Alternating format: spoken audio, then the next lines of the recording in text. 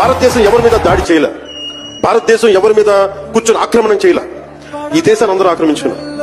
మనం చదువుకున్న text books లో గానీ, స్కూల్ బుక్స్ లో గానీ ఎంతసేపు మొఘల్ తాలూకు గొప్పతనాన్ని చెప్పారు తప్ప మొఘల్ తాలూకు అరాచకాన్ని చెప్పలేదు.